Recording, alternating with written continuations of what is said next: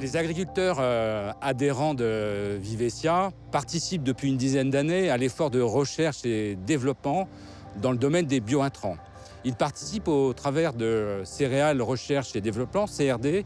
Les biointrants naissent de la terre, milieu vivant qui permet de défendre et d'assurer la croissance des végétaux. Et c'est ARD qui porte ces programmes de recherche et développement, dont la finalité à terme est une moindre consommation de phytosanitaires conventionnels par les agriculteurs. ARD mène plusieurs programmes de recherche sur les biointrants. Ces programmes sur le biocontrôle, la biofertilisation, la biostimulation constituent un axe majeur d'innovation et d'expérimentation pour l'agriculture de demain. À partir d'un échantillon de terre qui a été prélevé au champ, on réalise une extraction de micro-organismes. À partir de cette extraction, nous cultivons les micro-organismes sur milieu gélosé et nous les isolons. À partir des isolements de micro-organismes, nous réalisons une première sélection, toujours par des techniques microbiologiques, pour des critères d'intérêt agronomique, tels que la solubilisation des minéraux ou la lutte contre les maladies.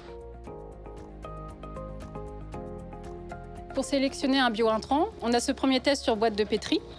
Vous avez ici l'agent responsable de la maladie en champ. Ici, vous avez votre biointrant et au milieu, on peut voir le biointrant qui lutte contre la maladie.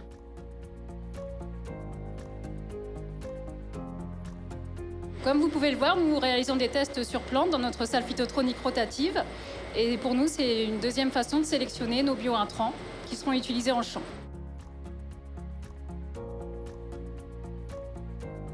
Après la deuxième phase de sélection sur plante de notre biointrant, nous allons mettre au point le procédé de production. La première phase est la phase de fermentation, au cours de laquelle nous allons développer notre micro-organisme. La deuxième phase est la phase de mise en forme de notre biointrant. Nous allons apporter des agents protecteurs pour que celui-ci puisse survivre au stockage et puisse être actif au champ. La troisième étape est l'étape de formulation. Nous allons mettre au point des adjuvants. Ces adjuvants vont être ajoutés à notre biointrant au moment de la pulvérisation en champ afin que notre biointrant ait l'effet désiré.